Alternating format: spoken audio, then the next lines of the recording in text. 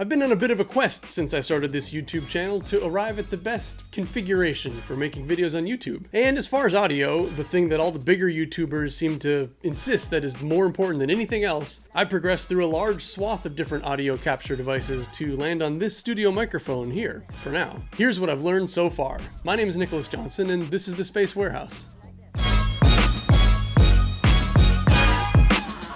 This isn't necessarily meant as a comparison or an endorsement of any particular brand of microphone, because different brands that are in the same category and echelon of microphone, like price and type, generally, practically, effectively sound almost indistinguishable from one another. Like a $100 desktop microphone is going to sound a lot like another $100 desktop microphone, or a $40 dynamic voice microphone will sound a whole lot like a different $40 dynamic voice microphone. The brands don't matter nearly as much as the price point and type of microphone for what you're using. If you were to record a sentence on the Blue Yeti, the Razer Siren X, or this, the Amazon Basics Professional Mic 2, and then play them back on YouTube, I don't think you'd be able to pick out which recording is which without like really isolating the voice audio alone and like listening super closely for audio artifacts that you already knew about. So hopefully we can help somebody who's in the very beginning of this process just decide how much money they want to spend or what type of microphone to get in the first place. There is definitely a point of diminishing returns with how much money you can spend, and the upper limit is really high, basically because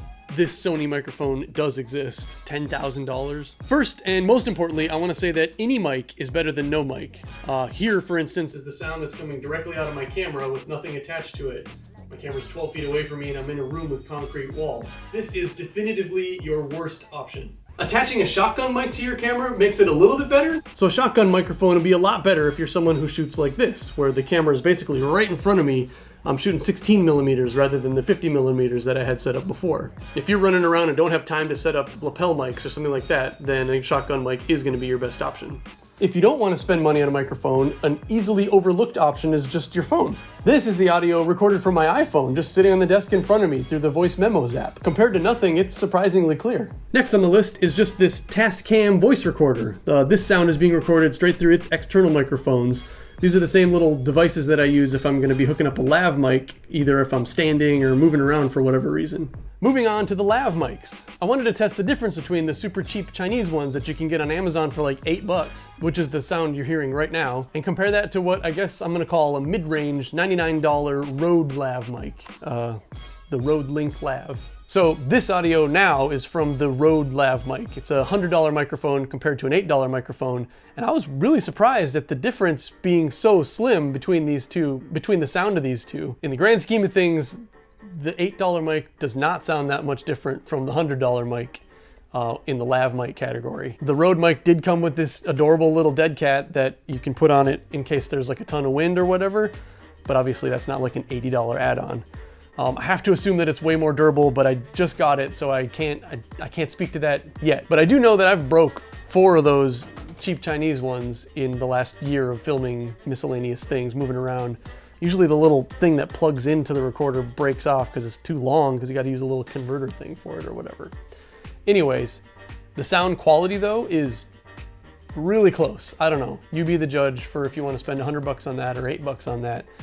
With the $8 ones, you are going to have to keep buying them. And if you don't like the idea of like syncing up your audio, because this audio is captured separately from the video that's being captured in the camera, they do have these things. So this sits on top of the camera, this sits on top of the camera, this just connects to your belt, and the LAV mic can go right into this thing, send it to the camera so that it's combined automatically. That's way more convenient. It's another couple $100 though. Handheld dynamic mics. I have a $10 one and a $50 one.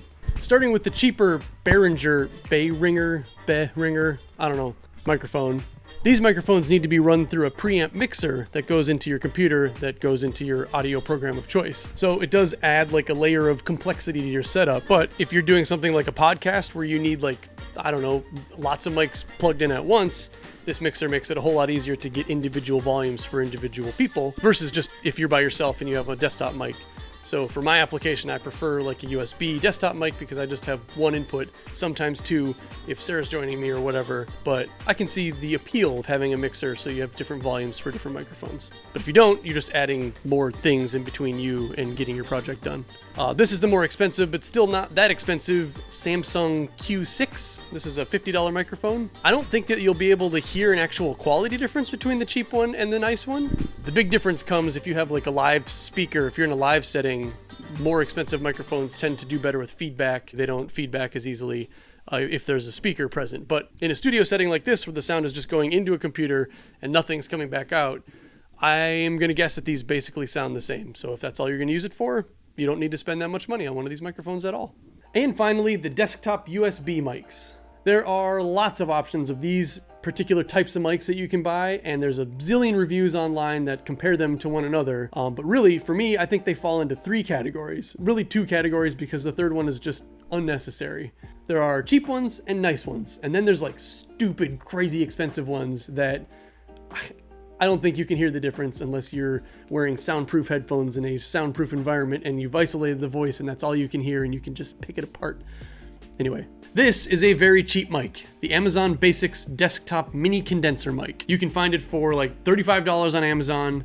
It's super cheap, it's made out of plastic, it feels cheap, it kind of looks cheap up close. It is really light though, so if you're using one of those bendy mechanical arm things, it'll hold it really well. I've found that this is super sensitive, so I can't really go up close to it because then my voice starts to max out. With this mic, you have no gain control, you have no input volume control, so you do have to sit away from it a little bit, which will affect the quality of the sound of it a little bit. Unlike this guy, which has an actual input level knob right on the front of it, so you can turn that down, turn that up. The sound is fine. It's not exceptional, but it's fine. It is unidirectional, so it should only pick up sound mostly from right in front of you. Maybe if your computer's running beside you or whatever, that's great. It's cheap, but again, it's way better than just using the camera's microphone, because anything that gets the microphone closer to the source of the sound that it's recording makes it sound better. And finally, the last mic on the list, and what has become my main talking head mic after trying out all these other microphones over the last year, is this. This is, again, and it's really funny that I'm using Amazon Basics stuff, but and it wasn't even like, it's not like it's cheaper. It's the same price as a Blue Yeti that everybody loves so much. I really like the way it looks and sounds. It's got 3 condenser capsules for 4 different recording modes. It's made out of metal, so it feels a little more substantial. It also has its own input level control on the front, which I find to be quite helpful. It does have a headphone jack on there so you can hear back your own voice in real time. I don't like to monitor audio while it's happening. I just look at the waveform with my eyes and I can see that it's not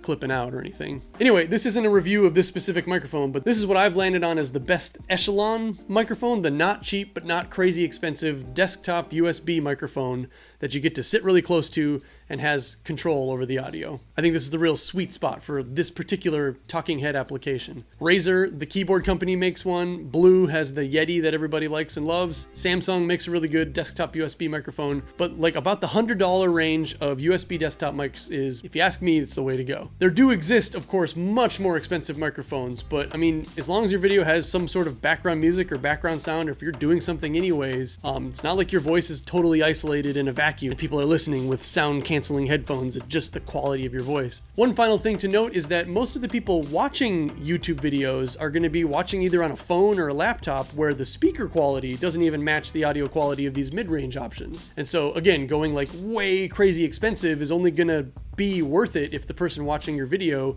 is also watching it on a super expensive setup with really nice speakers or really nice headphones. And even then, YouTube's compression bumps everything down to a sample rate of 41K, I think. And so recording at these really high bit rates won't make a difference if the output gets put back down to like a reasonable mid-range bit rate. And so while of course it is important to have good audio, it's important to have great audio, having flawless audio, I don't think is even going to reach your audience. So again, this is where I landed in my quest to find the best microphone for me. Thank you. Hope this has been helpful. My name is Nicholas Johnson. Goodbye.